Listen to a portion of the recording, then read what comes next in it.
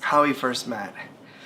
It's definitely one of those stories from like a movie scene. I remember we weren't together, but I was at Spot Coffee and did the typical Vinny thing, and I tripped and I fell and made a huge chaotic scene, and everyone around me is looking at me laughing, and Melissa was the only one who actually was sweet enough to come over and tried to help me up, and she grabbed my hand. I just remember our eyes caught, and at that moment I just knew like it was love at first sight.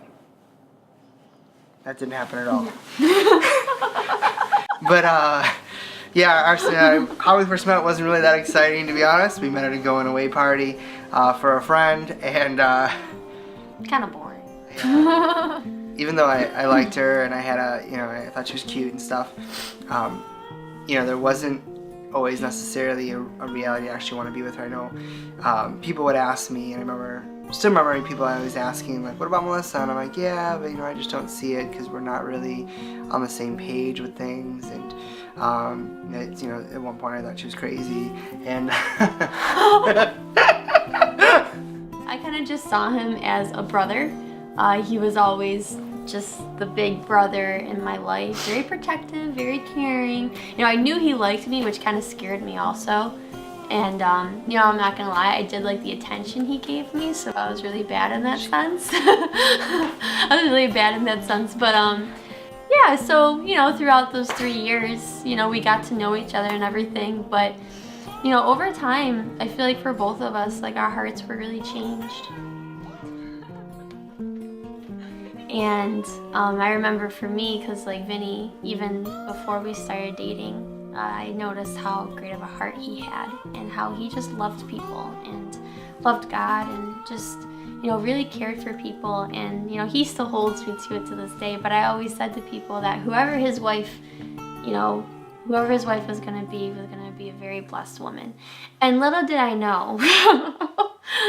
Yeah. I remember for me, the big part was, I said, okay, God, like, if that's what you want, then you need to help wipe away all my past, like, maybe bitterness or resentment, just, because we had, like, difference of opinions and just certain things, and,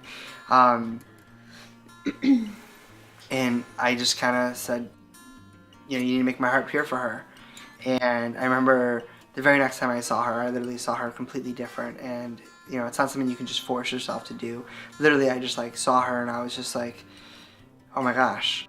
So finally, I remember I had that moment of I need to lay my heart on the table, and that's when I was trying to like figure out what I wanted to do and how I wanted to do it. And I remember God was just like, you need to put your heart on the line. And anybody who knows me, like, I'm very like casually like kind of flattering and flirtatious, and this time I just remember really feeling like God was like, you need to not be safe, Vinny, not tell someone how you feel and be safe about it, but just put your heart out there.